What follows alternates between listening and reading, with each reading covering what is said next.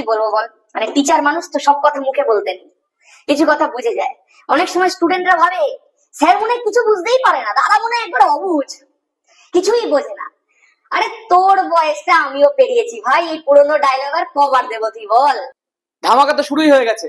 Hello and welcome সবাইকে আমার YouTube channel adventure একাডেমির আরো একটা নতুন ভিডিওতে। আমি তোমাদের মেন্টর সৈকত দাস।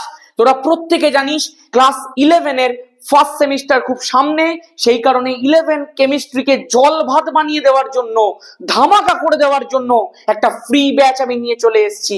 যারা যারা আমার পেড ব্যাচের মধ্যে অ্যাডমিশন নিসনি যে কোনো কারণের জন্য, তাদের প্রত্যেকের কনসেপ্টস গুলোকে ক্লিয়ার করে দেওয়ার জন্য, যাতে তাদের সেকেন্ড সেমিস্টারে গিয়ে কোনো প্রবলেম না হয়, তার জন্যই এই ব্যাচটাকে আনা। আমি দেখবি অলরেডি পরমাণুর গঠনের উপর ফার্স্ট লেকচার আপলোড করে দিয়েছিলাম, ব্যাপক সাড়া পেয়েছে, বিশাল সংখ্যক ছেলে মেয়ে তোরা দেখেছিস। আমার কাছে ওটা বিশাল ভাই, আমি জানি না কার কাছে কি নয় না নয়, বাট আমার কাছে ওটা অনেক সংখ্যক ছেলে মেয়ে। ঠিক আছে, আমি চাইবো যারা যারা এই সেকেন্ড লেকচারটাকে আজকে প্রথম দেখছিস, তারা আগে গিয়ে ফার্স্ট লেকচারটা দেখ, তারপর অবশ্যই সেকেন্ড লেকচারটাকে দেখ। ঠিক আছে, তো চলো আর বেশি কথা বাড়াচ্ছি না, শুরু করা যাক। এইরকম ভাবেই প্রত্যেকটা চ্যাপ্টারকে পরীক্ষার আগে আমরা শেষ করে দেবো, এইটুকুনি তোকে আমি গ্যারেন্টি দিতে পারি। চল। হ্যাঁ, ও বাই দ্য ওয়ে, একটা নতুন লাইন লিখেছি, কেমন হয়েছে জানা? এবার মুখস্থ গন, কনসেপ্ট অন। চল এদিকে দেখ। দেখ, আগে একটা কথা বলি, যারা যারা চাইছিস যে এইভাবে ফ্রি কোর্সের মাধ্যমে কিছু ইম্পর্টেন্ট জায়গাগুলোকে শুধুমাত্র না পড়ে পুরো ডিটেলে সেমিস্টার 1 আর সেমিস্টার 2 পড়বি, তাদের জন্য সেমিস্টার 1 এর কোর্সটা পুরো full on course, recorded video available থাকবে, সমস্ত কিছু থাকবে, ওই প্রিভিয়াস ক্লাসেস গুলোও তোকে দিয়ে দেওয়া হবে। তার প্রাইসটা হচ্ছে 1000 টাকা। যারা চাইছিস সেমিস্টার 2 তে ভর্তি হবি, তাদের জন্য 1000 টাকা। যদি কেউ চাস পুরো কোর্সটা নিবি, তাহলে তার জন্য 2000 টাকা। ঠিক আছে, এই কোর্স ফি রাখা হয়েছে প্রত্যেকের জন্য। এইবার চল একটুখানি শুরু করা যাক। আমরা আগের দিন ইলেকট্রন বিন্যাস অব্দি শিখেছিলাম, এবং ইলেকট্রন বিন্যাসের একটা জায়গায় এসে আমি তোকে পরের দিনের জন্য একটা সাসপেন্স রেখে দিয়ে চলে গেছিলাম। সেটা কি? সেটা হচ্ছে ক্রোমিয়াম আর কপারের ইলেকট্রন বিন্যাস। আমি তোকে বলে দিয়েছিলাম যে ক্রোমিয়াম আর কপারের ইলেকট্রন বিন্যাসটাই তুই গিয়ে আটকাবি, এবং তুই আটকেছিলি। ক্রোমিয়ামের 24, কপারের 29। দেখ, তুই যেটা করেছিলি সেটা হচ্ছে এরকম: আর্গন কোর 4s2 হয়ে গেল 20, আর 4টে বাকি তুই করে দিয়েছিলি 3d4। ক্রোমিয়ামের হয়ে গেল। কপারের ক্ষেত্রে তুই কি করেছিলি? আর্গন কোর করেছিলি, তারপরে করেছিলি 4s2, হয়ে গেল 20, আর 9টা বাকি আছে, তুই করে দিয়েছিলি 3d9। এইটা ছিল তোর অ্যাপ্রোচ। কিন্তু আমি তোকে বলেছিলাম এই অ্যাপ্রোচটা চলবে না, এই অ্যাপ্রোচটা ভুল আছে। তার কারণটা শোন। প্রথমে এমন একটা কারণ বলবো যেটা তোকে সবাই বলে, তারপরে তোকে রিজনটাও একটুখানি বলে দেবো। কি বিষয় একটুখানি দেখ। আজকে এস উপকক্ষের মধ্যে সর্বোচ্চ ইলেকট্রন কটা ধরে? 2টো। পি উপকক্ষের মধ্যে সর্বোচ্চ ইলেকট্রন কটা ধরে? 6টা। ডি উপকক্ষের মধ্যে সর্বোচ্চ ইলেকট্রন কটা ধরে? 10টা। এফ উপকক্ষের মধ্যে সর্বোচ্চ ইলেকট্রন কতগুলো ধরে? 14খানা। ধর আমি যে কোনো একটা উপকক্ষ তুলে নিচ্ছি, ধর আমি আজকে 3D উপকক্ষ তুলে নিলাম।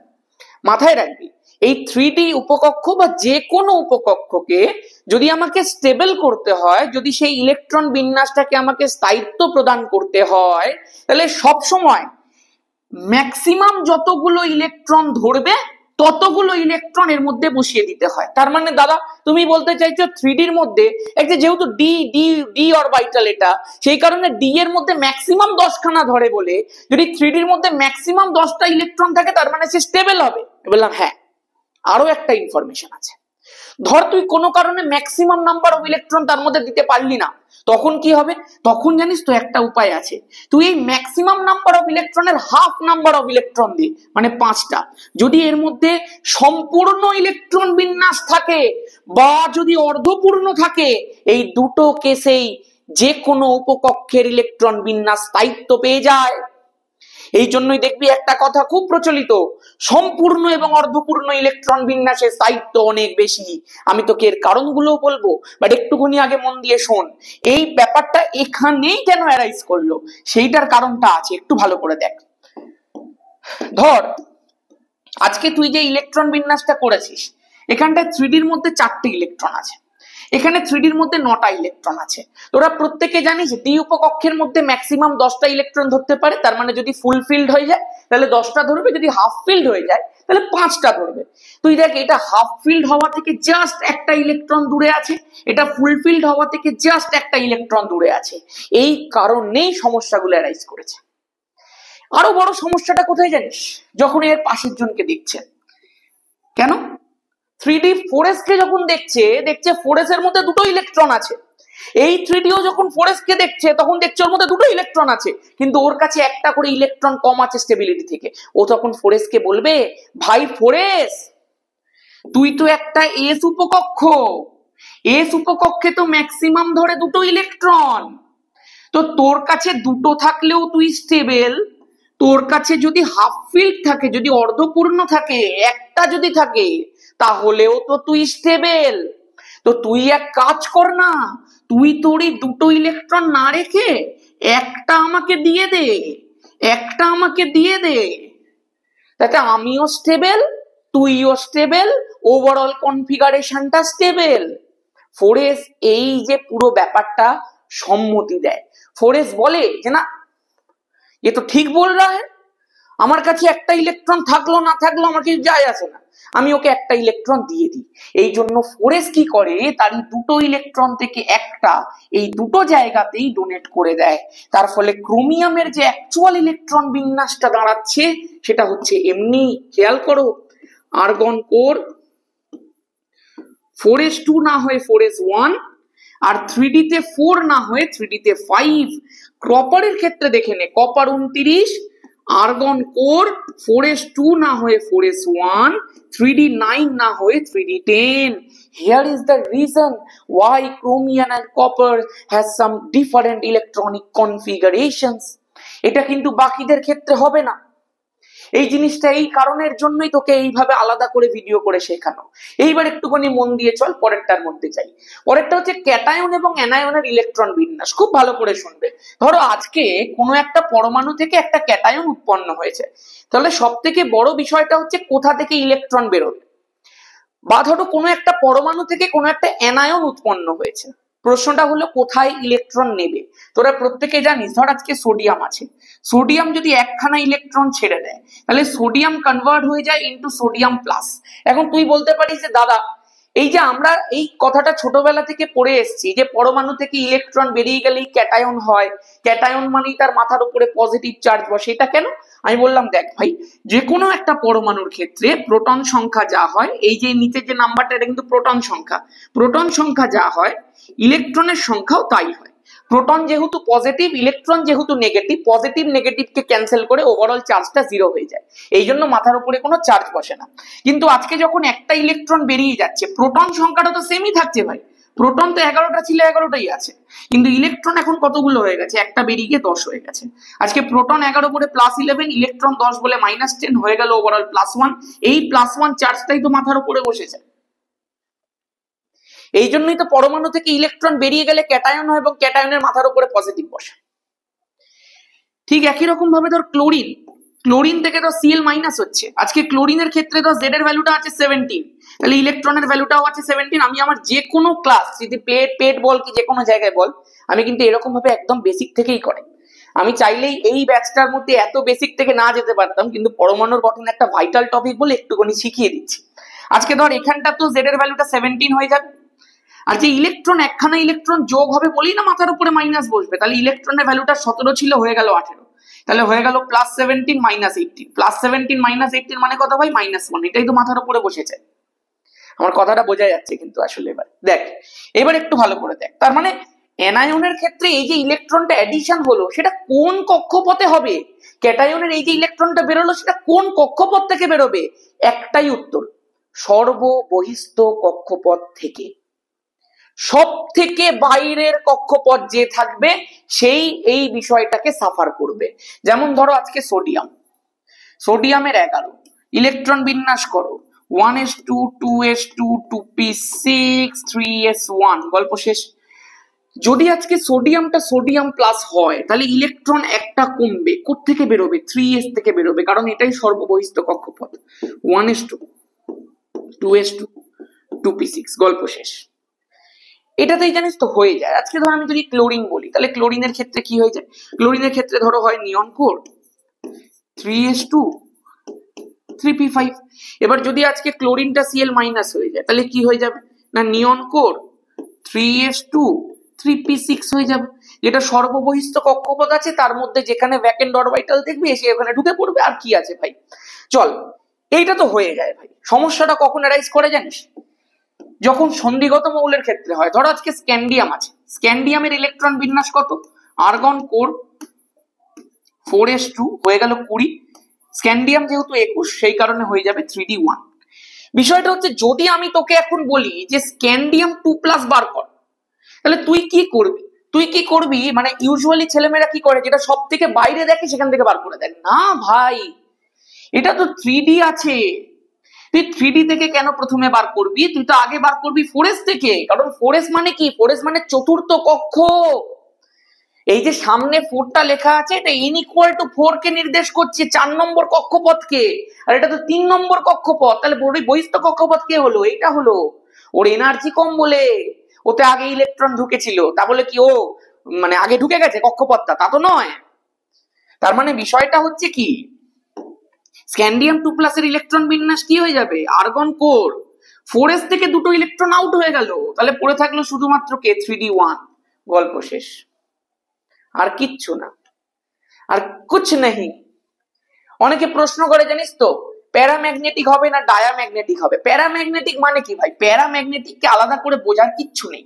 প্যারাম্যাগনেটিক মানে হচ্ছে অযুগ্ম ইলেকট্রন যদি থাকে তাহলেই সেটাকে প্যারাম্যাগনেটিক বলে। আর ডায়াম্যাগনেটিক মানে কি? ডায়াম্যাগনেটিককে বাংলায় বলে তিরস্চুম্বকীয়। তার মানে কি, সব ইলেকট্রনস গুলো যুগ্ম ইলেকট্রন থাকতে হবে, তাহলেই সেটা হয়ে গেল ডায়াম্যাগনেটিক। আজকে তোকে আমি একটা এক্সাম্পল দিচ্ছি। তুই ধর জিঙ্কের ইলেকট্রন বিন্যাস করছিস, জিঙ্কের ইলেকট্রন বিন্যাসের ক্ষেত্রে কি হয়ে যাবে? আর্গন কোর ইউজুয়ালি কি হয়, সব থেকে লাস্টের উপকক্ষটা বা কক্ষপথটা দেখলেই ডান হয়ে যায়। 4s2 3d10। তুই আমাকে একটা কথা বল, তুই যদি এগুলোকে একটুখানি দেখিস, আজকে তুই সর্ববহিস্থ কক্ষপথটাকে দেখ, 4s এর মধ্যে দেখ দুটো ইলেকট্রন পেয়ার্ড অবস্থাতে আছে, কোনো সিঙ্গেল ইলেকট্রন নেই।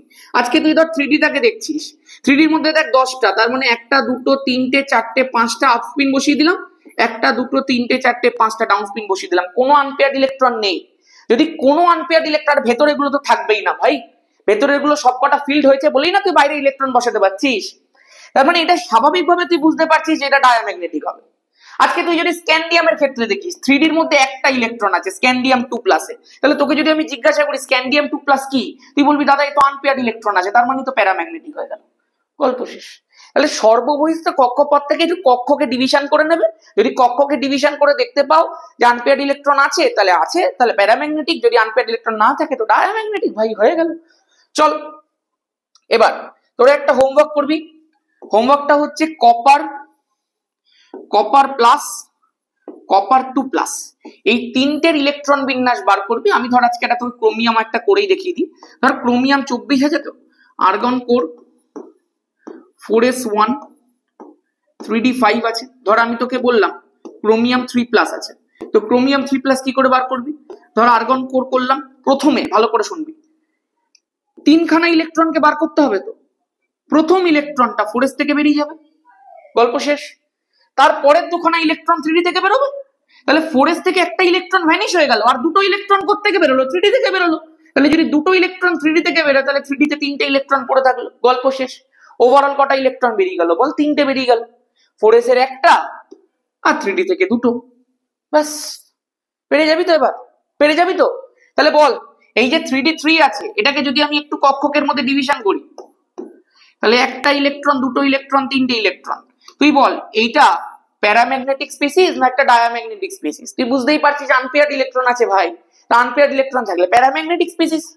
কত সোজা। চল এদিকে দেখ নেক্সট। আজকে ধর এখানে একটা প্রশ্ন করে, Fe3+ এর Fe2+ এর স্থায়িত্বের একটা তোকে ক্রম জিজ্ঞাসা করে। তুই কি করলি? প্রথমে একটা আয়রনের ইলেকট্রন বিন্যাস করলি। আয়রনের কত বল? আয়রনের হচ্ছে আর্গন কোর 4s2 3d6, কারণ আয়রন হচ্ছে 26। তোকে যদি আমি বলি যে Fe2+ এর ক্ষেত্রে ইলেকট্রন বিন্যাস করে দেখা, তাহলে তুই কি করবি? তুই বলবি দাদা Fe2+ মানে দুটো ইলেকট্রন কেটে পড়েছে। তো কোত্থেকে কেটে পড়বে ভাই? সর্ববহিস্থ কক্ষপথ কি আছে বল? 4s, তো 4s থেকে কেটে পড়বে, তাহলে ভিতরে থেকে গেল কি বল? 3d6, গল্প শেষ। আচ্ছা দাদা Fe3+ কি হবে? এবার অনেক হনুমান আছে জানিস তো, হনুমান গুলো কি করে? Fe2+ থেকে Fe3+ করে। আরে কেন ভাই? তুই Fe3+ করবি, Fe থেকে করবি? বুদ্ধি খাটাতে হবে ভাই একটু, মানে এরকম উল্টো পাল্টা কাজ করলে হবে না কিন্তু, মানে একদম তুখর থাকতে হবে, একদম প্রমিনেন্টলি অ্যান্সার করতে হবে। মানে তুই জানবি না, আমার কাছে যারা ধর নর্মাল যে আমাদের যে 11 ব্যাচটা চলে সেখানে যারা পড়ে, ওখানে একটা ছেলে ছিল, প্রথমে একটু ডাম টাইপের ছিল, অতটা বেশি পারতো না, সে পারতো না। এখন যাই পরীক্ষা হয় হেভি নাম্বার পায় ভাই। কারণ হচ্ছে সেই এনভায়রনমেন্টটাতে তাকে রাখা হয়েছে, সেরকম লজিক্যাল এক্সপ্লেনেশন তাকে রোজ রোজ দেওয়া হচ্ছে, সে ওই পরিবেশের মধ্যে থাকছে যেখানে প্রচুর সংখ্যক ভালো ছেলে মেয়ে আছে, একটা কম্পিটিশন ফিল করছে, ও আবার নেতা, ওর ক্লাসের ক্লাস রিপ্রেজেন্টেটিভ, আরো সম্মানজনক ব্যাপার, সেই কারণে এমনি পড়াশোনা করছে এখন। যাই হোক, ওর মা আমাকে কিছুদিন আগে ফোন করেছিল, আমি তাই বললাম যে আপনার ছেলে এখন ভালো পড়াশোনা করছে। চল এদিকে দেখ, এফি থেকে FE3+। এবার যদি কেউ পড়াশোনা না করে তার মাকে ফোন করে আমি প্রথম বলবো। এবার একটুখানি মন দিয়ে দেখো FE3+টা কেমন করে হবে। না, স্বাভাবিকভাবে দেখতে পাচ্ছি iron argon core 4s2 3d6 আছে, তাহলে স্বাভাবিকভাবে 3+ মানে 3টে ইলেকট্রন কেটে পড়েছে। তো প্রথমেই ইলেকট্রন থেকে কাটবে, সর্ববহিষ্ঠ কক্ষপথ থেকে কাটবে। সর্ববহিষ্ঠ কক্ষপথের মধ্যে কতগুলো ইলেকট্রন আছে? বল 2টো ইলেকট্রন আছে, তাহলে 2টো ইলেকট্রন আমি ধরে নিলাম 4s থেকে বেরিয়ে গেল। নাও আরেকটা ইলেকট্রন 3d থেকে বেরোবে, এখান থেকে একটা বার কর। তাহলে যদি 4sটা পুরো ভ্যানিশ হয়ে যায় আর 3d থেকে একটা ইলেকট্রন বেরিয়ে যায়, তাহলে 3d তে 5টা থেকে যাবে। তাহলে তুই কি লিখবি বল? আর্গন কোর 3d5, গল্প শেষ। প্রশ্নটা কি করে? প্রশ্নটা করে এই যে Fe2+ আছে আর Fe3+ আছে, এই দুটোর মধ্যে কে বেশি স্টেবল? এক্ষুনি ভিডিওটাকে পজ করে নিচে কমেন্ট সেকশনের মধ্যে লেখ, আর লাইকটাও করে দেই সময়। চল এদিকে দেখ, স্বাভাবিকভাবে বুঝতে পারছিস যেখানে 3ডির মধ্যে 6টা ইলেকট্রন আছে, এখানে 3ডির মধ্যে 5টা ইলেকট্রন আছে। আজকে 3D তে ম্যাক্সিমাম ধরে 10টা, যদি 10টা থাকে তো স্টেবল, বা যদি 5টা থাকে তাও স্টেবল। এখানে অর্ধপূর্ণ ইলেকট্রন বিন্যাস আছে বলে Fe3+ এর ক্ষেত্রে ইলেকট্রন বিন্যাসটা Fe2+ এর থেকে অধিক স্থায়িত্ব পাচ্ছে। দিস ইজ দ্য মেন গল্প। হয়েছে? চলো নেক্সট কি আছে বলো? Exchange energy. এই এক্সচেঞ্জ এনার্জি বিষয়টা কি ভালো করে একটুখানি মন দিয়ে শুনে রাখ। এই যে ধর আমি একটা বেসিক এক্সাম্পল দিচ্ছি, ধর আজকে 3d5 আছে, মানে এই যে সমস্ত জিনিসগুলো হলো না, এই যে অর্ধপূর্ণ সম্পূর্ণ ইলেকট্রন বিন্যাস অনেক স্থায়ী হয়, এদের পেছনে যে মূল কারিগর, যে মূল চালনা শক্তি, সে হচ্ছে এক্সচেঞ্জ এনার্জি। এবার আমি তোকে একটু স্থান বিনিময় শক্তি বা এক্সচেঞ্জ এনার্জি মানেটা শেখাচ্ছি। তুই ধর আজকে ক্রোমিয়ামের ইলেকট্রন বিন্যাস কেমন ছিল, কেমন হয়েছে, তুই চিন্তা কর। ছিল হচ্ছে এরকম, আর্গন কোর 4s2 3d4, আর হয়েছে কেমন বল? অ্যাকচুয়ালি কেমন আছে বল? Argon core 4s1 3d5। এখন বিষয়টা হচ্ছে কেন এরকম হয়েছে, কেন দেখ এটা বেশি স্টেবল হলো, সেটা একটুখানি তোকে আমি দেখাই আগে। দেখ আমি এখানটা জাস্ট ড্র করে নিচ্ছি একটুখানি। 3d4 তার মানে 1টা 2টো 3টে 4টে। আবার আমি এখানটাতে একটুখানি ড্র করে নিচ্ছি 3d5, 1টা 2টো 3টে 4টে ড্র করলাম। এবারের মধ্যে 5খানা ইলেকট্রনকে বসিয়ে দেবো। হুন্ডের সূত্র মেনে করতে হবে, 1টা 2টো 3টে 4টে 5টা। হয়েছে? এবার একটু ভালো করে মন দিয়ে শুনবি। এক্সচেঞ্জ মানেটা কি, স্থান বিনিময় মানেটা কি? এই যে ইলেকট্রন গুলো তুই দেখতে পাচ্ছিস, প্রত্যেকটা ইলেকট্রন একই স্পিনে আছে, প্রত্যেকটা ইলেকট্রন উপরের দিকে তাকিয়ে আছে, এবং এই যে প্রত্যেকটা ইলেকট্রন একটাই উপকক্ষের কক্ষকগুলোর মধ্যে আছে। মনে রাখবি, আজকে ধর আমি এই 3D উপকক্ষটার কথা বলছি, তাহলে একটা উপকক্ষের কতগুলো কক্ষক থাকে তুই বল না? এই 3D উপকক্ষটার কতগুলো কক্ষক আছে? স্বাভাবিকভাবে দাদা ডি উপকক্ষের 5খানা কক্ষক আছে। তাহলে এই যে প্রত্যেকটা কক্ষক, এই প্রত্যেকটা তো 3D, এই যে প্রত্যেকটা কক্ষক, প্রত্যেকটা তো 3D, যে কোনো একটা উপকক্ষের সবকটা কক্ষক, এটা এটা এটা এটা এটা, এদের 5 জনেরই এনার্জি সেম হয়। এই জন্য একটা পার্টিকুলার উপকক্ষের সবকটা কক্ষককে ডিজেনারেট অরবিটালস বলা হয়ে থাকে। ডিজেনারেট মানে হচ্ছে সমশক্তি সম্পন্ন। তার মানে দাদা এই 3Dটার ক্ষেত্রে এইটা এটা এটা এটা এটা শক্তি সেম, আমি বললাম একদম। কিন্তু এই 3Dর সাথে কিন্তু 4s এর কক্ষকের শক্তি সেম নয়, বা এদের কারণ নয়। ব্যাপারটা বোঝা গেছে? এবার মন দিয়ে শোন। একটা ডিজেনারেট সেট অফ অরবিটালস এর মধ্যে অবস্থানকারী একই স্পিনে থাকা ইলেকট্রনস গুলো নিজেদের মধ্যে স্থান বিনিময় করতে পারে, এবং সেই স্থান বিনিময়ের ফলে একটা এনার্জি রিলিজ হয়। এই কথাটাই খুব ইম্পর্টেন্ট। যত স্থান বিনিময় হবে, যতবার স্থান বিনিময় হবে, যত রকম ভাবে হবে, তত ইলেকট্রনিক কনফিগারেশন স্টেবিলিটি পাবে। আমাদের কেমিস্ট্রিতে যখন তোরা সেকেন্ড সেমে থার্মোডাইনামিক্স পড়বি তখন শিখবি কোনো প্রসেসে যদি এনার্জি বেরিয়ে যায়, যদি কোনো প্রসেস তাপমোচী প্রসেস হয়, যদি কোনো প্রসেস এক্সোথার্মিক প্রসেস হয়, তাহলে সেই প্রসেসটাকে কেমিস্ট্রি স্টেবল মনে করে। তুই খেয়াল করে দেখ আজকে এই ইলেকট্রনটার ক্ষেত্রে কতগুলো এক্সচেঞ্জ পসিবল, এই জায়গাটায়, এই জায়গাটায়, এই জায়গাটায়। তাহলে প্রথমটার জন্য কতগুলো এক্সচেঞ্জ পসিবল হলো? 3টে।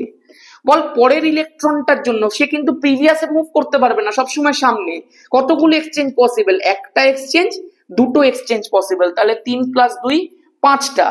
এই যে ইলেকট্রনটা আছে তার ক্ষেত্রে কতগুলো এক্সচেঞ্জ পসিবল? এই সামনের জনের সাথে, মানে একটা। তাহলে মোট, আর এই ইলেকট্রনটা তো কারোর সাথে এক্সচেঞ্জ করতে পারবে না, তাহলে মোট কতগুলো এক্সচেঞ্জ হলো? 3, 2, 5 আর 6খানা এক্সচেঞ্জ হলো। এখানটায় খেয়াল করে দেখ এই যে প্রথম ইলেকট্রনটা তার ক্ষেত্রে কতগুলো এক্সচেঞ্জ পসিবল? একটা, দুটো, তিনটে, চারটে, তাহলে প্রথমটা 4টে। এই যে সেকেন্ড ইলেকট্রনটা আছে তার কতগুলো এক্সচেঞ্জ পসিবল? 3টে এক্সচেঞ্জ পসিবল। এই যে ইলেকট্রনটা আছে তার কতগুলো এক্সচেঞ্জ পসিবল? 2টো পসিবল। এই যে ইলেকট্রনটা আছে তার একটা পসিবল, আর তারপরেরটার কোনো কিছু পসিবল নয়। তাহলে যোগ করে দেখ, 4 আর 3 7 আর 2 9 একে 10। নাম্বার অফ এক্সচেঞ্জের সংখ্যা বাড়লো ভাই। আগে ছিল মাত্র 6টা, এখন হয়ে গেছে 10টা। যত এক্সচেঞ্জের সংখ্যা বাড়বে তত energy release due to that exchange সেটাও বাড়বে। যত এনার্জি রিলিজ বাড়বে তত স্টেবিলিটি বাড়বে। এই জন্যই এক্সচেঞ্জ এনার্জির সাথে সাথে একটা ইলেকট্রনিক কনফিগারেশনের স্থায়িত্ব বাড়তে থাকে, আর কিছু না। তুই বলবি দাদা কপারের ক্ষেত্রে কি হয়? কপারের ক্ষেত্রে ধর আজকে আমি বললাম কপার 3D9 ছিল তো প্রথমে, সেই 3D9 আর থাকে না, তার পরিবর্তে কি হয়ে যায় বল? 3D10 হয়ে যায়। তোদেরকে কপার এক্ষুনি দেখালাম 4s1 3D10। তাহলে যখন 3D9 ছিল তখন কি সমস্যা হচ্ছিল খেয়াল করে দেখ, আর যখন 3D10 হয়েছে তখন সেটা কিরকম ভাবে সলভ হয়ে গেছে দেখ। 3D9 কিভাবে লিখবো? 1টা, 2টো, 3টে, 4টে, 5টা, 6টা, 7টা, 8টা, 9টা হয়ে গেল। 3D10 1টা, 2টো, 3টে, 4টে, 5টা, 6টা, 7টা, 8টা, 9টা, 10টা হয়ে গেল। এবার খেয়াল করে দেখ এখানটায় এই যে 3Dর উপকক্ষগুলো যেগুলো তুই দেখতে পাচ্ছিস, 3Dর যে কক্ষগুলো তুই দেখতে পাচ্ছিস, প্রত্যেকটা কক্ষক সমশক্তি সম্পন্ন। এখানেও প্রত্যেকটা কক্ষক সমশক্তি সম্পন্ন। এখানে তুই দেখতে পাচ্ছিস 5খানা ইলেকট্রন আছে যারা সেম স্পিনের, যারা 5জনই আপ স্পিনে আছে, আর 4টে ইলেকট্রন আছে যারা ডাউন স্পিনে আছে। তাহলে আপ স্পিন ইলেকট্রনস গুলো আপ স্পিন ইলেকট্রনের সাথে এক্সচেঞ্জ করতে পারবে, ডাউন স্পিন ইলেকট্রন গুলো ডাউন স্পিন ইলেকট্রনের সঙ্গে এক্সচেঞ্জ করতে পারবে। তুই আমাকে ভেবে বল at any day any time কোথায় এক্সচেঞ্জ বেশি হবে? যেখানে পুরোটা ফিল্ড আছে নাকি যেখানে একটা ইলেকট্রন মিসিং আছে? স্বাভাবিকভাবে যেখানে পুরোটা ফিল্ড আছে সেখানে এক্সচেঞ্জের পসিবিলিটি বেশি হবে। ইলেকট্রন বেশি মানে এক্সচেঞ্জ বেশি, এক্সচেঞ্জ বেশি মানে এক্সচেঞ্জ এনার্জি বেশি, এক্সচেঞ্জ এনার্জি বেশি মানে স্টেবিলিটি বেশি। और कुछ है? कुछ नहीं है। এই এক্সচেঞ্জ এনার্জিটাকে একটা সমীকরণ দিয়ে অনেক সময় লেখা হয়, E = -k n factorial by 2 into n - 2 factorial.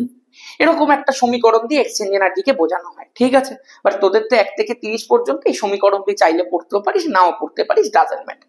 চলো নেক্সট হচ্ছে কি হুন্ডের সূত্র। হুন্ডের সূত্রটা কি ভাই একটুখানি মন দিয়ে শোনো।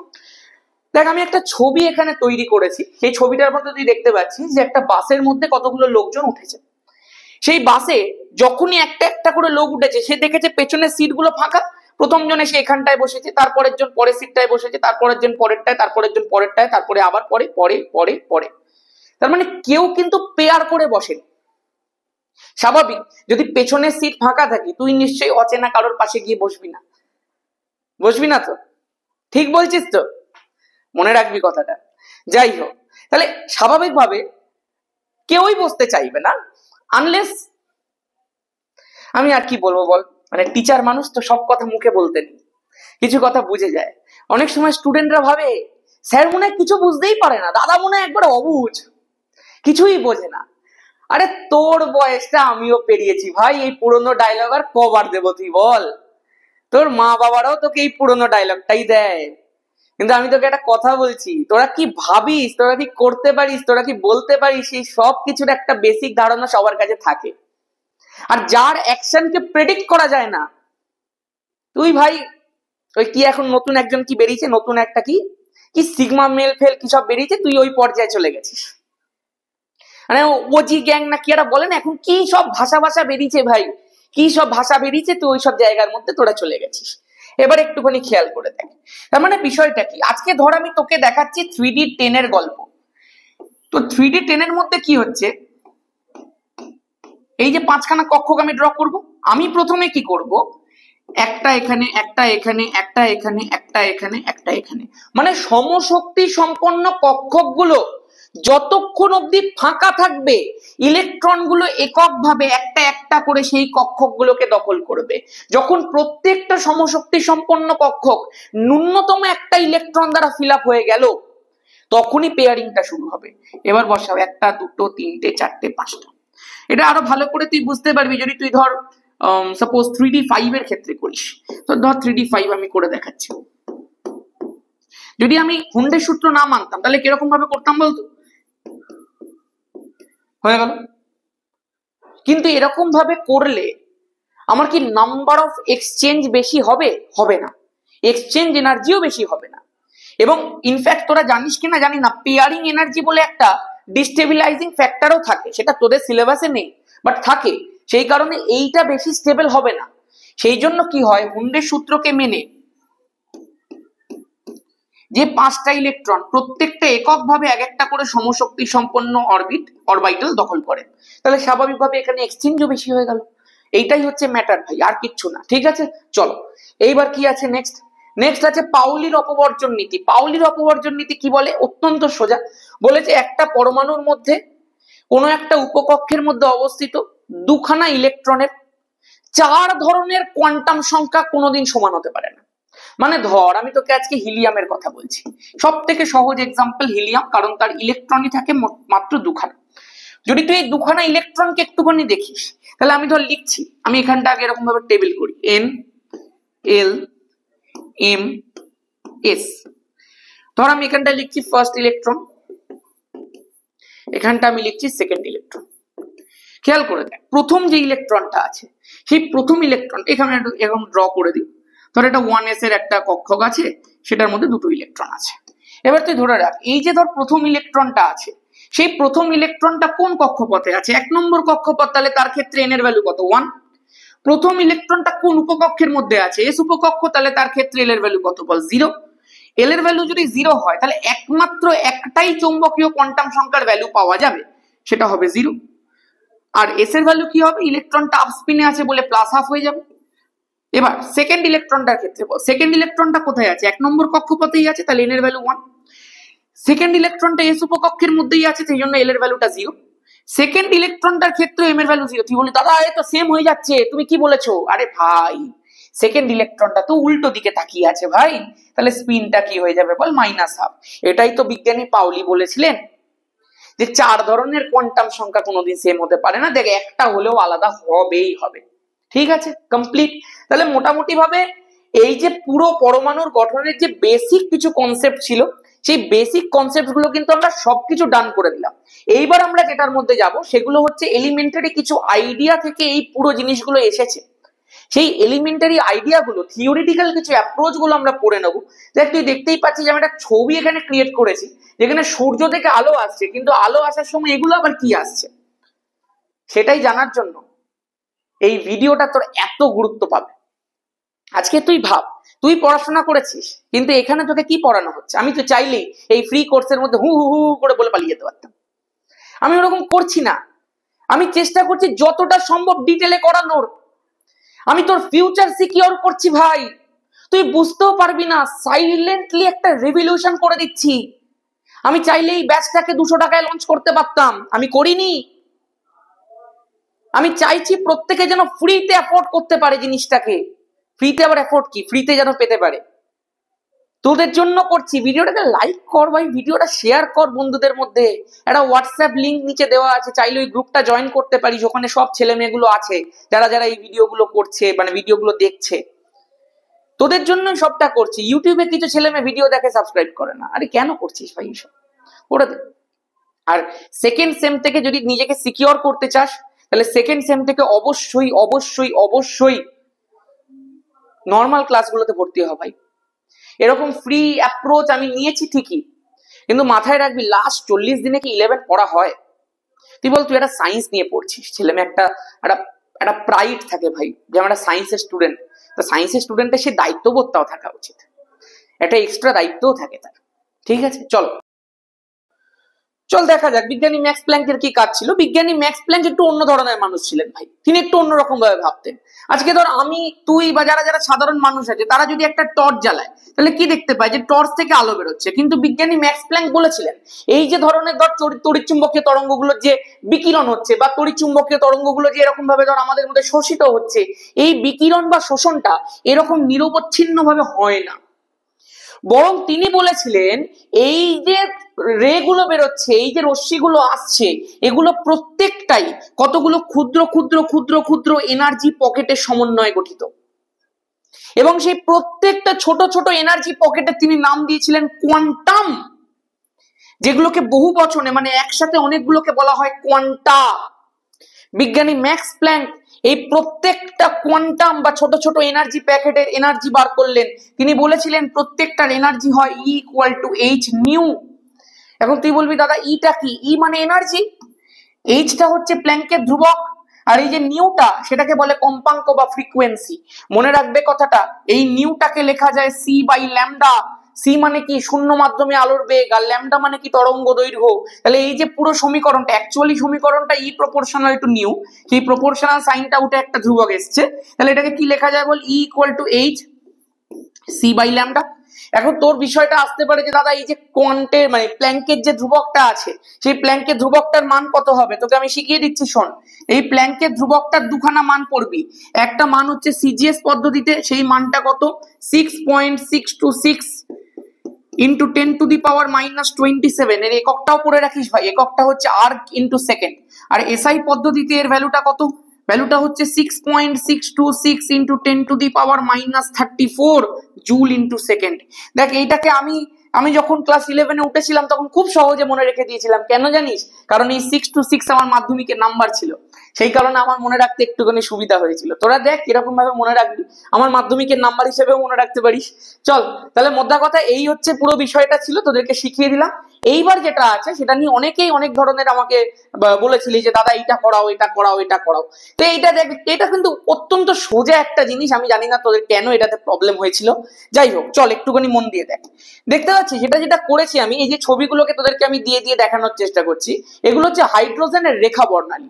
আগে তোকে একটুখানি বলে দিই রেখা বর্ণালী মানেটা কি, আর সেটা কিভাবে নিরবচ্ছিন্ন বর্ণালীর থেকে আলাদা। এই যে তুই বর্ণালী রেখাগুলো দেখতে পাচ্ছিস, এই প্রত্যেকটা বর্ণালী রেখাকে যদি তুই জুম করে দেখিস তাহলে দেখতে পাবি যেগুলো অসংখ্য ক্ষুদ্র ক্ষুদ্র ক্ষুদ্র ক্ষুদ্র রেখার সমন্বয়ে গঠিত। আমি তোকে সেগুলোর ম্যাটারে বলছি, কিন্তু তুই চিন্তা করে দেখ এই একটা রেখা এবং এই একটা রেখার মাঝে কতটা ডিস্টেন্স, তার মধ্যখানে আর কোনো রেখা দেখতে পাচ্ছিস না। এমনি যখন গ্যাপ গ্যাপ দিয়ে বর্ণালীগুলো থাকবে, যখন রেখাগুলো থাকবে, তখন ওদেরকে বলা হবে রেখা বর্ণালী। কিন্তু যদি তুই দেখতে পাস বর্ণালীগুলো একটার পর একটা, একটার পর একটা, একটার পর একটা, একটার পর একটা, একটার পর একটা, কখনো কখনো একে অপরের উপর অপরিপাতিত হয়ে গেছে, তাদেরকে কোনোভাবে ডিসক্রিমিনেট করাই যাচ্ছে না, কোনো রংকে আলাদা করে চেনাই যাচ্ছে না, সেই ধরনের বর্ণালীগুলোকে বলা হয় নিরবচ্ছিন্ন বর্ণালী। তাহলে আমি আশা করতে পারি নিরবচ্ছিন্ন আর রেখা বর্ণালীর মধ্যে বেসিক ডিফারেন্সটা তুই বুঝতে পেরেছিস। এখন বোঝার বিষয়টা হচ্ছে হাইড্রোজেনের রেখা বর্ণালী বিষয়টা যে পাওয়া যাচ্ছে সেটা কিরকম ভাবে পাওয়া যাচ্ছে। মোদ্দা কথায় একটু ভালো করে বিষয়টা শুনে নে ভাই। এতবার করে ভালো করে বলছি, আমি জানি না কত ভালো করে হবে বিষয়টা। দেখ, এরকম একটা তড়িৎমক্ষম নল নেওয়া হয়। এই তড়িৎমক্ষম নলটার মধ্যে প্রথমে হাইড্রোজেন গ্যাসকে ভরে দেওয়া হয়। এই হাইড্রোজেন গ্যাসকে ভরে দেওয়ার পর অত্যন্ত উচ্চ বিভব প্রভেদের মধ্যে প্রয়োগ করা হয়। তুই অত্যন্ত উচ্চ বিভব প্রভেদের জায়গায় অত্যন্ত উচ্চ উষ্ণতাও প্রয়োগ করতে পারিস। যখনই প্রয়োগ করা হয় কি হয় বিষয়টা দেখে নে। এই হাইড্রোজেন যে গ্যাসটা থাকে সেটা ভেঙে গিয়ে দুখানা হাইড্রোজেন পরমাণু তৈরি করে। এবার বুঝতে পারছি এই ধরনের কোটি কোটি হাইড্রোজেন গ্যাসের অণু আছে, সেগুলো ভেঙে গিয়ে কোটি কোটি হাইড্রোজেন পরমাণু তৈরি করছে। এই যে হাইড্রোজেন পরমাণুগুলোর কাছে একখানা করে ইলেকট্রন থাকে, তোরা জানিস, সেই ইলেকট্রনটা যখন অত উচ্চ উষ্ণতা পেল, অত উচ্চ বিভব প্রভেদ পেল, এর নিম্ন শক্তি সম্পন্ন যে গ্রাউন্ড স্টেট থাকে সেখান থেকে উচ্চ স্তর বা এক্সাইটেড স্টেটের মধ্যে উপনীত হয়ে যায়। যখনই গ্রাউন্ড স্টেট থেকে এক্সাইটেড স্টেটের মধ্যে চলে গেল, এবার কি হবে?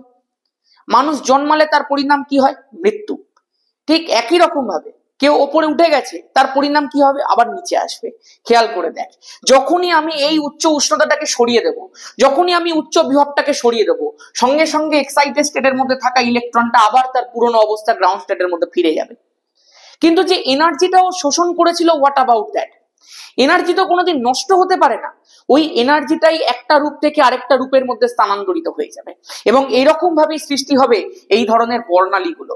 এই যে ধরনের তো শক্তিগুলো সে বিকিরণ করলো, সেই বিকিরিত শক্তিগুলোকে কোনো একটা তুই বর্ণালী বীক্ষণ যন্ত্রের মধ্যে দিয়ে পাঠা, যখনই তুই পাঠাবি সেটা দেখবি এই ধরনের কয়েকটা বর্ণালীর মধ্যে ট্রান্সফার হয়ে যাচ্ছে, এবং সেটা এরকম ভাবে ফটোগ্রাফিক ফিল্মের ওপর এসে কতগুলো বর্ণালী পটি তৈরি করে দিয়েছে।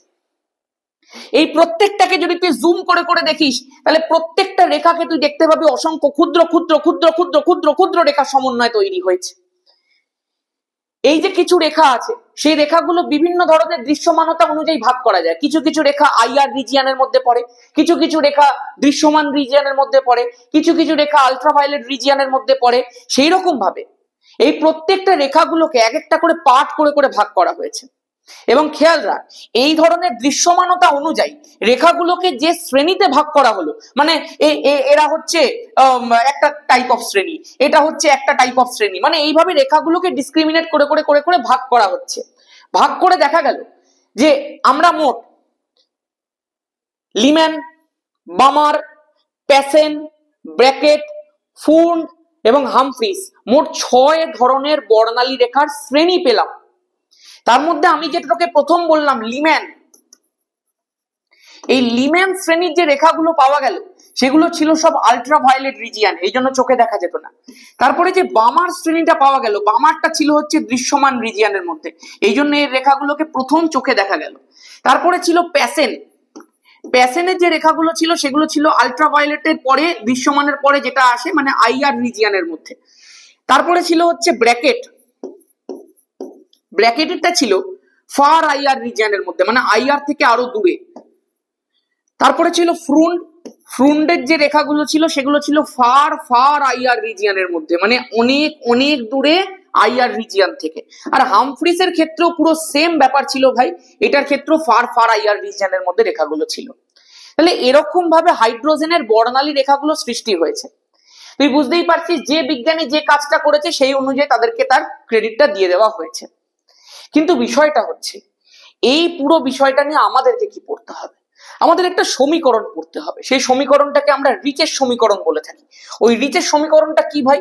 এই যে বর্ণালী রেখাগুলো সৃষ্টি হয়েছে সেখান থেকে সমীকরণটা বানানো হয়েছে যে যদি আমরা সেগুলো তরঙ্গ সংখ্যা জানতে চাই, তাহলে তরঙ্গ সংখ্যা বার করার জন্য যে ফর্মুলাটা আছে সেটা হচ্ছে মিউ বার, নিউ বারকেই বলা হয় তরঙ্গ সংখ্যা, ইকুয়াল টু রিডবার ধ্রুবক, ব্র্যাকেটের মধ্যে লিখতে হয় 1/n1 এর স্কোয়ার মাইনাস 1/n2 স্কোয়ার। তাহলে তুই এখান থেকে জানতে পারবি যে একটা ইলেকট্রন নিম্ন শক্তি সম্পন্ন কোন একটা স্তর থেকে যখন উচ্চ স্তরের মধ্যে যায়, সেখান থেকে যখন ফিরে আসে, যে বর্ণালী রেখাগুলো সৃষ্টি হচ্ছে, বর্ণালীগুলো সৃষ্টি হচ্ছে, তাদের তরঙ্গ সংখ্যা কি হবে, তরঙ্গ দৈর্ঘ্য কি হবে, সব কটা তুমি জানতে পারবে, এনার্জি সম্পর্কেও ধারণা পেয়ে যাবে।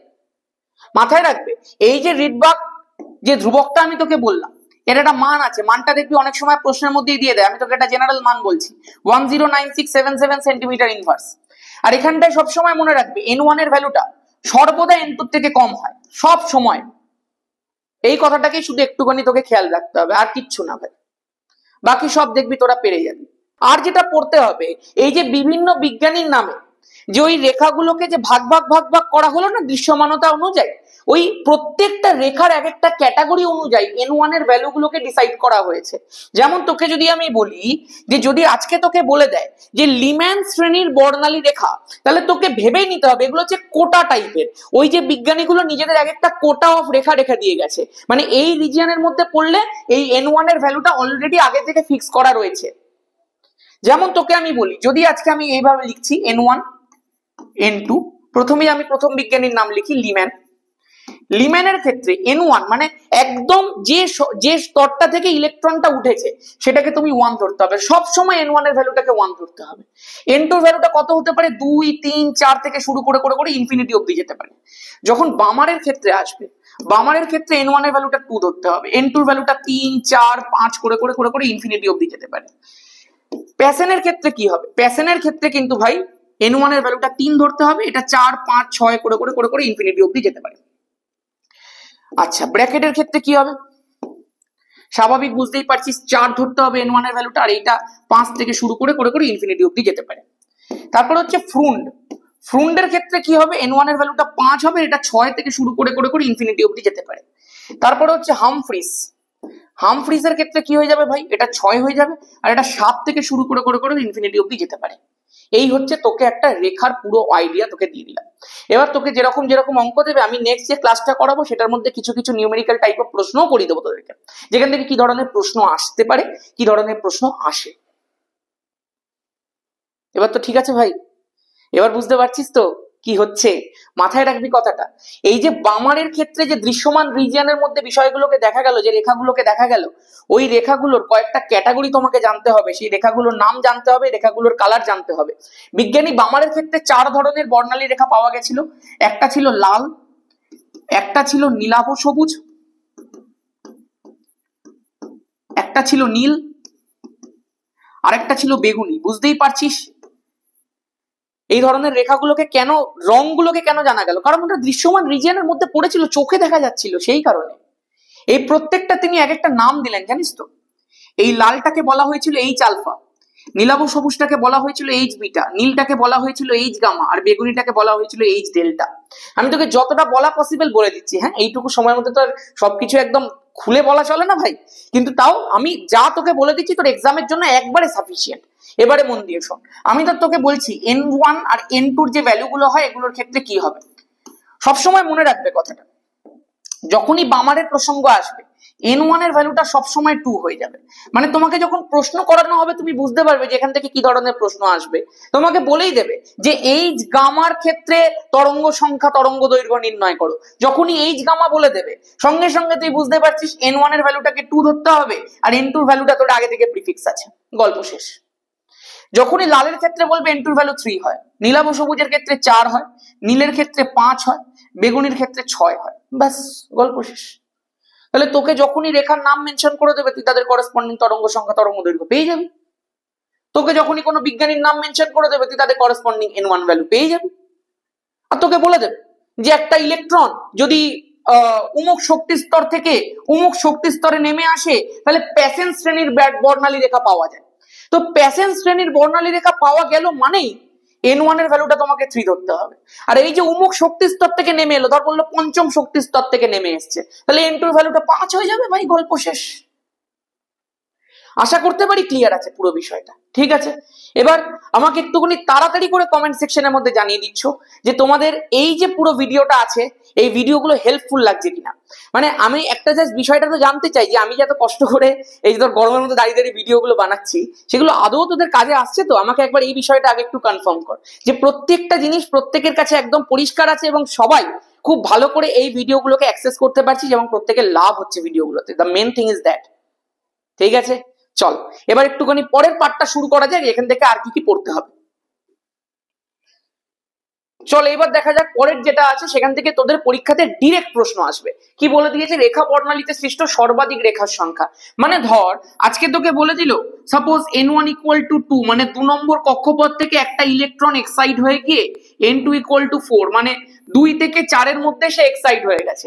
এবার কিছুক্ষণ পরেই কি হবে, সে আবার এই একই জায়গার মধ্যে ফিরে চলে আসবে। তোকে প্রশ্নটা করবে যে ইলেকট্রন 4 নম্বর কক্ষপথ থেকে 2 নম্বর কক্ষপথে নেমে এলে সর্বাধিক কতগুলি রেখা সৃষ্টি হতে পারে। তার একটা ফর্মুলা আছে, ফর্মুলাটা জাস্ট লিখে নে, কাজ শেষ। N2 - N1 + 1 ডিভাইডেড বাই 2, এইটা হচ্ছে সর্বাধিক রেখার সংখ্যার ফর্মুলা। ডিরেক্ট প্রশ্ন দেবে পরীক্ষায়। আজকে ধর N2 = 4 থেকে N1 = 2 তে নেমে এসছে। আমি তোকে সবসময় বলেছি যে N2 এর ভ্যালুটা সর্বদা N1 এর থেকে বড় হবে। এবার তুই কি করবি, তুই n2 এর জায়গার মধ্যে 4 বসাবি, 4 মাইনাস n1 এর জায়গার মধ্যে 2 বসা, 4 মাইনাস 2 হয়ে গেল। এখানে তুই বসাচ্ছিস 4 মাইনাস 2 প্লাস 1 ডিভাইডেড বাই 2, তাহলে হয়ে গেল তোর এখানে 2, এখানে তোর হয়ে গেল 2 প্লাস 1 3 ডিভাইডেড বাই 2, তার মানে তোর কতগুলো বর্ণালী রেখা সব থেকে অধিক সৃষ্টি হতে পারে? 3খানা। গল্প শেষ। এটাই পরীক্ষাতে প্রশ্ন দেয়, ডিরেক্ট দেয়। চল আর কি আছে, আজকে ভাবছি আর বেশি কিছু করাবো না। আচ্ছা, রাদারফোর্ডের তত্ত্বটা বলে দিই এবং ত্রুটিটা বলে দিই। বোর থিওরিটা আজকে করাবো, কারণ বোর থিওরি থেকে তোদের পরীক্ষাতে প্রশ্ন আসবেই আসবে। সেটা তুই কক্ষপথের ব্যাসার্ধের কথা বল, কিংবা তুই শক্তির কথা বল, কিংবা তুই গতিশীল ইলেকট্রনের বেগের কথা বল, কিংবা তুই আয়োনাইজেশন এনার্জির কথা বল, প্রত্যেকটা জায়গা তুলে তুলে ওই সমীকরণগুলো দিয়ে প্রশ্ন পরীক্ষাতে থাকবেই থাকবে, চ্যালেঞ্জ। এবং ওইটাকে আমি শেষে করাবো না, কারণ অনেক ছেলে মেয়ে শেষ পর্যন্ত দেখেন, আই ডোন্ট নো ওয়াই। সেই কারণে ওটাকে একদম পরের দিন প্রথম থেকে শুরু করবো। পরের দিনের ক্লাসটা কেউ মিস করবি না, প্রবলেম প্র্যাকটিসের ক্লাস হবে ওটা। ওটার মধ্যে ডি ব্রগলি হাইজেনবার্গ করানো হবে, বোর করানো হবে, এবং প্রত্যেকটা জায়গা থেকে কি কি প্রবলেম আসে সেগুলোকে ডিসকাস করে দেওয়া হবে। আমি আশা করতে পারি তারপরে আর তোদের কোনো রকম সমস্যা এই চ্যাপ্টার থেকে থাকবে না। হয়েছে? আর যদি তোরা শ্রোডিঞ্জার ওয়েভ ইকুয়েশন আলাদা করে চাস, এবং সেইটার জন্য কিন্তু আমার আলাদা ডিমান্ড আছে ভাই। একটা লাইক টার্গেট আর সাবস্ক্রাইব টার্গেট পূরণ করতে হবে, তাহলেই আমি ওটা দেবো, কারণ ওটা আলাদা জিনিস, আলাদা জিনিস আছে ওটা। চল দেখ দেখ দেখ আপাতত এটা শুরু করি। বলে দিচ্ছে রাদারফোর্ডের তত্ত্ব এবং তার ত্রুটি। ভালো করে মন দিয়ে শোন, রাদারফোর্ডের তত্ত্ব নিয়ে বিশেষ কিছু বলবো না, ক্লাস 11 অত কিছু দেয় না এখান থেকে পরীক্ষা, এগুলো সব 9-10 লেভেলে দেয়।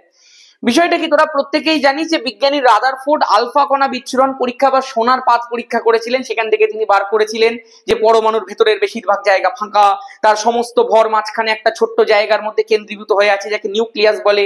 নিউক্লিয়াসটা ধনাত্মক তড়িৎগ্রস্ত, এই ওই সেই অনেক কিছু তিনি বলেছিলেন। কিন্তু পরবর্তীকালে জানা গেল তার ওই যে গোটা তত্ত্বটা ছিল সেটার মধ্যে কিছু ভুল ছিল। বিজ্ঞানী রাদারফোর্ড কিন্তু বলেছিলেন একটা কথা, সেটা কিন্তু সত্যি, যে পরমাণুর মধ্যে নিউক্লিয়াস আছে, যেটা কিন্তু সত্যি প্রমাণিত হলো। এবং তিনি বলেছিলেন নিউক্লিয়াসকে কেন্দ্র করে ইলেকট্রনস গুলো কিছু বৃত্তাকার জায়গার মধ্যে ঘুরে বেড়াচ্ছে। তার মানে একটা ধারণা পরিষ্কার করার ক্ষেত্রে তখনকার দিনে, যখন এই পরমাণু নিয়ে তেমন কেউ ভাবতোই না, সেই সময় দাঁড়িয়ে এই স্টেটমেন্ট দেওয়া মানে বিরাট ব্যাপার হয়।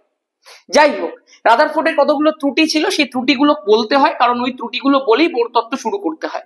প্রথম যে ত্রুটিটা ছিল সেটা হচ্ছে রাদারফোর্ডের মতে একটা পরমাণুর মধ্যে শুধুমাত্র বৃত্তাকার পথই থাকে, বৃত্তাকার কক্ষপথই থাকে, যার মধ্যে ইলেকট্রন ঘুরতে পারে।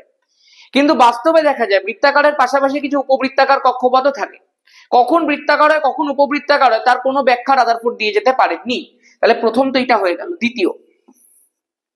দ্বিতীয়টা হচ্ছে রাদারফোর্ডের এই তত্ত্বের মাধ্যমে কখনো কোনো কক্ষপথের ব্যাসার্ধ, শক্তি বা গতিশীল ইলেকট্রনের বেগ নির্ণয় করা পসিবল হয় না। দ্বিতীয়ত এটা হয়ে গেল। 3 নম্বর দেখ, তুই একটা খুব সিরিয়াস অ্যালিগেশন লাগানো হয়েছিল যে ধর এরকম যদি একটা নিউক্লিয়াস থাকে এবং আমি ধরে নিচ্ছি সেই নিউক্লিয়াসের চারিদিকে এরকম কতগুলো বৃত্তাকার কক্ষপথের মধ্যে ইলেকট্রন ঘুরে বেড়াচ্ছে। একটা কথা সবসময় মনে রাখবি, যে আমরা যত নিউক্লিয়াস থেকে বাইরের দিকে যাব তত কিন্তু এনার্জি বাড়ে, আর যত নিউক্লিয়াসের দিকে ঢুকে আসবো তত কিন্তু এনার্জি কমে যায়। এখন তুই চিন্তা করে দেখ, ধর আজকে একটা ইলেকট্রন একদম বাইরে আছে। বিজ্ঞানী ম্যাক্সওয়েল বলেছিলেন যে রাদারফোর্ড যে বলেছে যে ইলেকট্রন একটা নেগেটিভ তড়িৎগ্রস্ত কণা একটা সেন্টারকে কেন্দ্র করে এরকম ভাবে ঘুরে চলেছে, কিন্তু বাস্তবে যদি কোনো নেগেটিভ তড়িৎগ্রস্ত কণা এরকম ভাবে যদি ঘুরে চলে তাহলে সেখান থেকে প্রতিনিয়ত শক্তি বিকিরণ হতে থাকবে। তার মানে যদি ইলেকট্রন থেকে প্রতিনিয়ত এনার্জি বেরিয়ে যায় তাহলে এনার্জিটা কমতে থাকবে ইলেকট্রনের, আর যদি ওর এনার্জি কমতে থাকে তাহলে ইলেকট্রন একদম আস্তে আস্তে এখানে আসবে, তারপর এখানে আসবে, তারপর এখানে আসবে, তারপর এখানে আসবে, এবং একটা সময় গিয়ে এনার্জি কমতে কমতে কমতে কমতে মানে ভেতরে ঢুকতে ঢুকতে ঢুকতে ঢুকতে এক সময় নিউক্লিয়াসের মধ্যে এসে আছড়ে পড়বে, এবং এর ফলে ইলেকট্রন আর নিউক্লিয়াস দুটোই ধ্বংস হয়ে যাবে। তার ফলে পরমাণু বেশিক্ষণের জন্য স্থায়ী থাকা কথাই না, কিন্তু আমাদের চারপাশে তো সবই স্থায়ী। তাহলে রাদারফোর্ডের তত্ত্বে কোথাও তো ভুল ছিল। এই সমস্ত কিছু রাদারফোর্ডের তত্ত্বের মধ্যে নিউট্রনের কোনো মেনশন ছিল না, এই সমস্ত কিছু। আচ্ছা, আরেকটা খুব গুরুত্বপূর্ণ বিষয় ছিল জানিস তো, রাদারফোর্ডের এই তত্ত্ব অনুসারে এই যে ম্যাক্সওয়েল বলল যে প্রতিনিয়ত ইলেকট্রন থেকে শক্তি বিকিরিত হওয়ার কথা, যদি প্রতিনিয়ত সেখান থেকে শক্তি বিকিরিত হতে থাকে তাহলে পরমাণুর যে বর্ণালী পাওয়ার কথা সেই বর্ণালীটার প্রকৃতি কেমন হওয়া উচিত? নিরবচ্ছিন্ন কন্টিনিউয়াস বর্ণালী হওয়া উচিত। কিন্তু বাস্তবে বর্ণালীগুলো তোরা কেমন দেখলি? রেখা বর্ণালী দেখলি তো। তাহলে এইটা থেকেও প্রমাণ করা যে রাদারফোর্ডের তত্ত্বের মধ্যে কোথাও তো ভুল ছিল। তো এই সমস্ত ভুলগুলোকেই পরবর্তীকালে কারেকশন করে এলো বোরের পরমাণু মডেল, এবং সেই বোরের পরমাণু মডেলের মধ্যে ইলেকট্রনের জন্য ঘূর্ণনের কক্ষপথটাকে ফিক্স করে দেওয়া হলো। বোরের পরমাণু মডেল থেকে কক্ষপথের ব্যাসার্ধ, কক্ষপথের শক্তি এবং সেখানে ঘূর্ণায়মান ইলেকট্রনের বেগ বার করা গেল।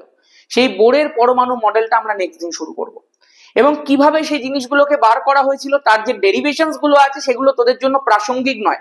কিন্তু তোরা যদি বলিস আমি একটা ডেরিভেশন করে দিতে পারি, তার থেকে বেশি করে বেকার সময় নষ্ট করে তোদের তো এইসব লাগবেও না, ভেবেও লাভ নেই। যাই হোক, তো আমাকে একবার প্রত্যেকে জানাস যে আজকে ক্লাসটা কেমন লেগেছে, তোদের এই জিনিসগুলো ভালো লাগছে কিনা, টপিক গুলোকে তোরা বুঝতে পারছিস কিনা ঠিকঠাক করে আমাকে পরিষ্কার করে জানিয়ে দিস।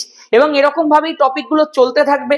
আমি এটা শেষ করার পরেই তোদের রিকোয়েস্টেই আমাদের দেখ পর্যায় সারণী করাতে একদিন লাগবে, একটা ক্লাস দিলেই যথেষ্ট। পর্যায় সারণী একটা ক্লাস দিয়ে দেবো 1.5 ঘন্টার, পর্যায় সারণী কভার আপ হয়ে যাবে, কিংবা হয়তো 2 ঘন্টা দিয়ে দিলাম। তারপর আমরা মেনলি শুরু করবো কেমিক্যাল বন্ডিং। কেমিক্যাল বন্ডিং এর উপর 3-4খানা ক্লাস করিয়ে দেবো, তাহলে কেমিক্যাল বন্ডিংটা মোটামুটি শেষ করে দেবো। তারপরে বাকি যে চ্যাপ্টার গুলো আছে সেগুলো তো ছোট ছোট চ্যাপ্টার, সেগুলো সব আমি ফিনিশ করে দেবো। পরমাণুর গঠনটা ঠিকঠাক ভাবে ভাই শিখে নে। তাহলে আমি আশা করতে পারি তোরা এই জিনিসগুলোতে একটু কোঅপারেট করবি আমার সাথে, বন্ধুদের সাথে একটু শেয়ার করবি ভিডিওগুলোকে। চ্যানেলটাকে একটু প্লিজ সাবস্ক্রাইব কর ভাই, এত কিছু করার পরে যদি সাবস্ক্রাইব না করিস ভাল লাগে না করতে। আর ভিডিওটাকে অবশ্যই লাইক কর, ঠিক আছে? এরকম ভিডিও আরো আসতে থাকবে, 1-2 দিনের মধ্যেই পরের পার্টটা চলে আসবে। 2 দিন লাগাবো না, 1 দিনের মধ্যে চলে আসবে, ঠিক আছে? চলো আজকের মতো এখানেই, সবাই ভিডিওটাকে চারিদিকে ছড়িয়ে দে। আর হ্যাঁ, যদি ডিটেলে পড়তে চাস, আমি বলছি না আমার পেড কোর্স নিতে, আমি বলছি কোথা থেকে ভালো করে পড়। তুই যদি আমার কাছে ভালো করে পড়তে চাস আমার কাছে ভর্তি হ, কিন্তু তুই কোথাও ভালো করে পড় ভাই, ভবিষ্যৎ নষ্ট করে ফেলিস না, এটাই আমি তোকে বলবো, ঠিক আছে? আজকের মতো এখানেই, ভালো থাকিস, টাটা।